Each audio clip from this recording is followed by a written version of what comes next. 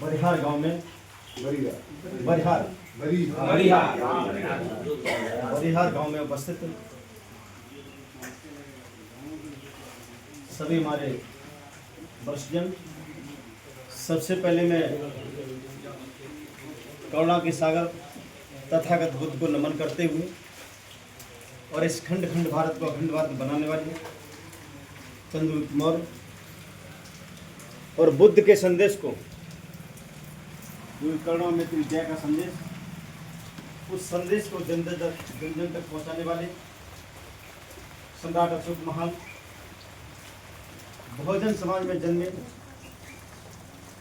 हमारे तमाम संतों, गुरु महापुरुषों जैसे संत गाडगे, बाबा साहब डॉक्टर भीमराव अम्बेडकर, ज्योतिराव फुले, माता साहब फुले, फातिमा शेख, कांसीराम जी, संत वीराम प्रजापति, बहुत सारे हमारे बहुजन समाज में जो महापुरुष जन्मे, उन सबको प्रणाम करते हुए, नमन करते हुए आज इस कार्यक्रम की अध्यक्षता कर रहे हमारे इस गांव के हमारे वरिष्ठजन माननीय राम प्रसाद साकी जी, अपनी जनता पार्टी के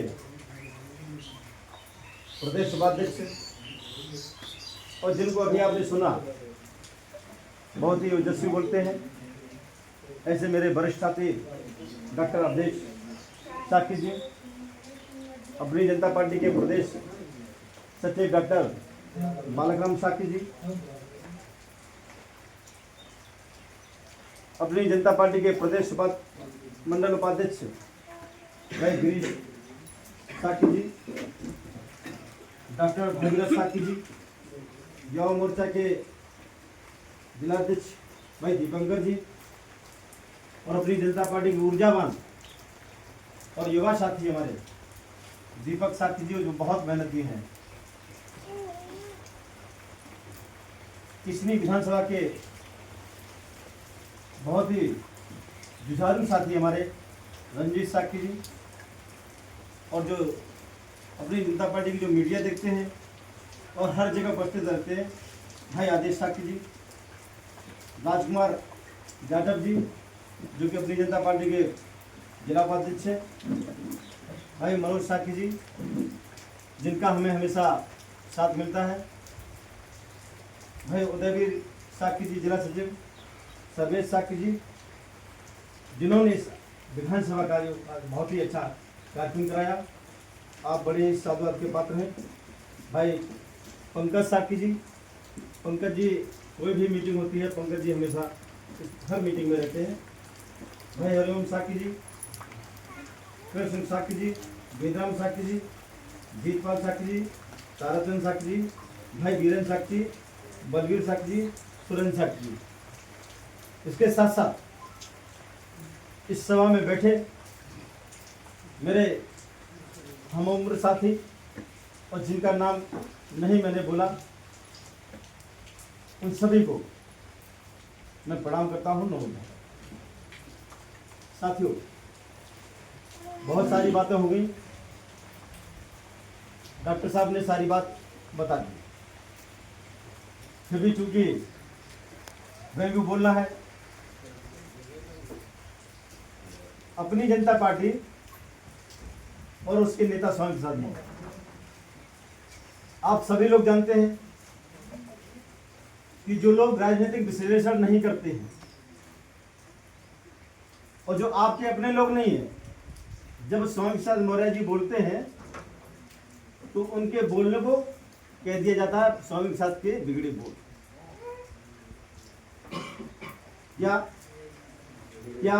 क्या बोल बिगड़े थे कि ढोर गमार शूद्र पस नारी सकल ताड़ना की अधिकारी, इस पर उन्होंने विरोध किया। इसका शायद सबको पता होगा, नहीं पता तो हम समझा दें। ढोर गंवार शूद्र पशु नारी ये सब ताड़न के अधिकारी, यानी इनको पीट के रखो तभी सही है। तो मानी जी ने कहा कि भाई शूद्रों को क्यों ले रहे हो, नारी को क्यों ले रहे हो उसमें? जिस माँ ने जन्म दिया, जिस माँ ने आपको पाल पोस के बड़ा किया, उस नारी को कहते हैं पीट देंगे काजी। तो बोल बिगड़ गए। साथियों, वो अपनी जगह पर अड़े रहे कि हमने जो कहा और जिस भी ग्रंथ में ये जो लाइनें लिखी हैं ये गलत लाइनें हैं, ये हटनी चाहिए। अगर विरोध न किया होता तो गीता प्रेस की आज की जो किताब है रामचरितमानस लेके आइएगा, उसमें इस शब्द को बदल दिया गया, इसको हटा दिया गया। ये है विरोध, ये है विरोध की ताकत। और आप लोग अगर नहीं विरोध करते तो क्या होता? क्यों बना रहता? और सदियों सदियों तक आपको ऐसे ही रखा गया। सापत ताड़त पुरुष कहता विप्र पूज अस गावहि संता पूजे ही विप्र ज्ञान गुणहीना शूद्रन गुणगन ज्ञान प्रवीणा। यानी श्राप देता हुआ, मारता हुआ, पीटता हुआ, चाहे कितना व्यभिचारी हो, अगर ब्राह्मण है तो वो पूजनीय है। और कितना ही विज्ञानवान हो, शीलवान हो, पैसे वाला हो, कुछ भी हो, शूद्र है तो पूजनीय नहीं। भाई ऐसा क्यों? ऐसा क्यों? एक तरफ तो आप कहते हैं कि ज्ञान की पूजा होती है, तो वो ज्ञानी है तो उसकी पूजा क्यों नहीं?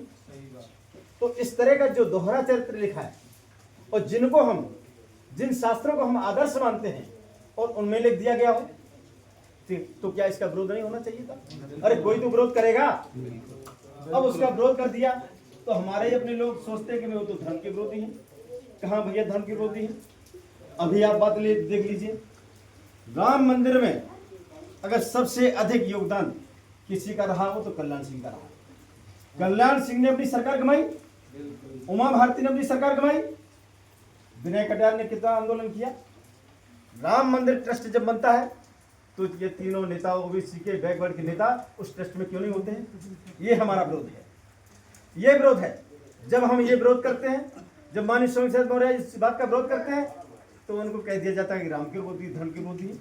अरे हम धर्म के विरोधी कब हो गए? बुद्ध का धर्म तो सर्व कल्याणकारी है। और बुद्ध ने तो ये तक कह दिया कि अपदीपो भव, अपना दीपक स्वयं बनो। कि आप किसी भी बात को, किसी की बात को इसलिए मत मान लो कि बहुत बड़े आदमी ने कहा, आप इसलिए भी मत मान लो कि बुद्ध ने कहा है। आपकी तरक्की कसौटी पर कोई बात खरी उतरती है तब आप मानिए। ये अपनी जनता पार्टी में आपने देखा, ये जो महापुरुष हैं, इन महापुरुषों की बहुत बड़ी लाइन, और इन महापुरुषों ने समय समय पर संघर्ष किया। किसके लिए संघर्ष किया? आपके लिए। आपके बच्चे पढ़ लिख जाए इसलिए उन्होंने संघर्ष किया। ज्योतिराव फूले, माता सावित्रीबाई फूले को जानते हैं आप? माता सावित्रीबाई फूले ने इस देश की प्रथम शिक्षिका महिला थी जिसको ब्रिटिश सरकार ने सर्टिफिकेट किया था। और उन्होंने क्या किया? जिनको हम पूछते हैं, जिनको दिन रात पूछते हैं, स्कूलों में पूछते हैं, उन्होंने कुछ नहीं किया।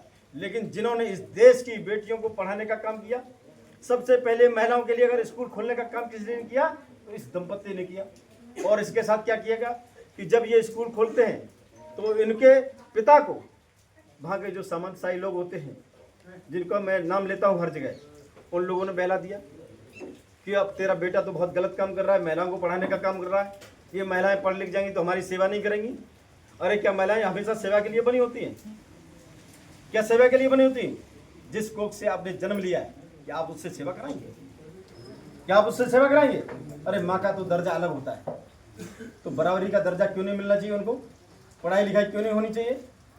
तो उन्होंने उनसे कहा कि या तो अपना स्कूल बंद कर दीजिए, या मेरा घर छोड़ दीजिए। तो अब आप सोचिए, इस दंपति ने, ज्योतिराव फूले, माता सावित्रीबाई फूले ने तय किया कि स्कूल तो बंद नहीं होगा, हम आपका घर छोड़ देते हैं। अपने पिता का घर छोड़ दिया। अपने पिता का घर छोड़ देते हैं, स्कूल बंद नहीं होता है। और सबसे पहले जो फातिमा शेख हैं, फातिमा शेख ने इनका साथ दिया।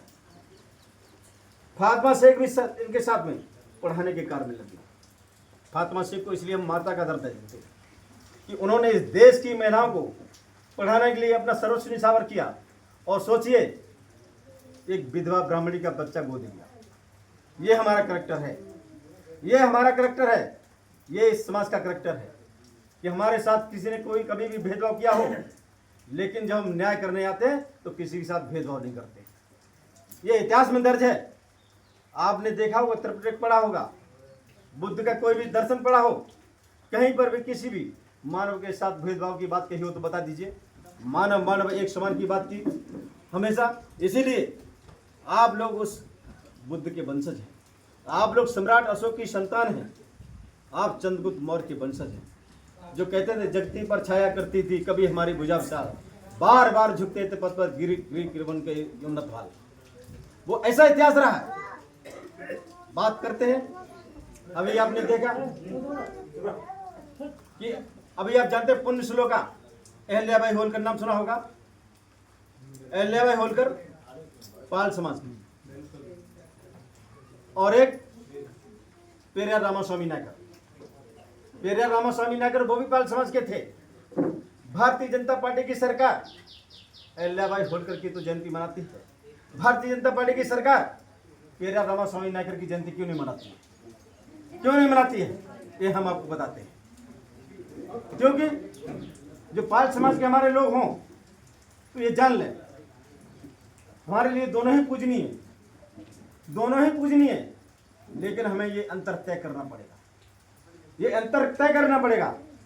अहल्याबाई होलकर ने अपने राज्य का जो पैसा था उस पैसे को ले जाकर कहाँ लगाया था? काशी विश्वनाथ मंदिर। काशी विश्वनाथ मंदिर का जो जीर्णोद्धार कराया वो अहल्याबाई होलकर जी ने कराया, और जीर्णोद्धार कराने के बाद अपने राज्य के पैसे को उनके हाथों सौंप दिया। आज उस मंदिर पर जो लाखों करोड़ रुपए आ रहा है उसका दोहन कौन कर रहा है? उसको कौन ले रहा है? कौन ले रहा है? सरकार नहीं, वहां पर जो बैठे हैं पंडित पुजारी। तो वो पैसे पर आपका अधिकार होना चाहिए था। जब पाल समाज का पैसा था उस पर किसका अधिकार होना चाहिए था? पाल समाज का होना चाहिए था। पाल समाज का उसमें कोई भी क्यों नहीं है? एक बार बात करते हैं पेरियार रामास्वामी नायकर की। जब देश आजाद होता है पेरियार रामास्वामी नायकर कहते हैं कि नहीं, हमें तो आरक्षण चाहिए। और कैसे? वो जब जाते हैं उसी मंदिर की दर्शन करने के लिए, मंदिर का जब दर्शन करने के लिए जाते हैं तो जाति के आधार पर उनका भेदभाव होता है, अपमानित किया जाता है, भोजन नहीं दिया जाता, वहां कहीं भोजन नहीं मिलता उनको। और वहां से जब अपमानित होके अपने राज्य में आते हैं तो कहता है जिस भगवान ने मेरी रक्षा नहीं की, जिस भगवान ने हमें भोजन नहीं दिया, ऐसे भगवान को हम क्यों माने? और देश में सबसे पहले जितने भगवान थे उन्होंने क्या किया? सबका उठा के गोली चलाई, एक क्रांति आई। और उन्होंने क्या कहा कि तमिलनाडु में ओबीसी समाज को आरक्षण चाहिए और नहीं तो हम अपना देश अलग बना लेंगे। उनको जेल जाना पड़ा, जेल में रहे, और बहुत सारे देश के नेता थे उस समय उनको मनाने के कि मान जाइए। तो उन्होंने कहा ठीक है, हम मान जाते हैं, लेकिन ओबीसी समाज जो हमारा पिछड़ा हुआ है, उनको भेड़ बकरियां चराने वाला कहते हैं, इसको भागीदारी चाहिए नौकरियों में। तो स्वतंत्र भारत में अगर कहीं पर भी सबसे पहले आरक्षण हुआ था तो तमिलनाडु में। तो आरक्षण का जनक जिसने आरक्षण दिलाया, आरक्षण की वजह से नौकरी मिली, नौकरी की वजह से हमारा मान सम्मान बढ़ा, तो उसको हमें ज्यादा मानना चाहिए, किसको मानना चाहिए? ये आपको तय करना है, ये आपको तय करना है। अगर नौकरी नहीं हो, अगर आपके साथ समान व्यवहार ना हो, अगर आपके साथ सत्ता की भागीदारी ना हो, तो कौन आपको पूछेगा? कोई पूछेगा क्या? इसीलिए ये अंतर समझना है। इसलिए जो आरक्षण के जनक पेरियार रामास्वामी नायकर, ये हमारे होने पर, मैं उन महापुरुषों को, जितने भी हमारे महापुरुष इसमें हैं, मैं सबकी बात कर सकता हूँ। बाबू जगदेव प्रसाद क्या कहा था? 10 का शासन 90 पर नहीं चलेगा, नहीं चलेगा। 100 में 90 शोषित है, शोषित ने ललकारा है, धंधा धरती और राजपाट में 90 भाग हमारा है। उन्होंने ये कहा।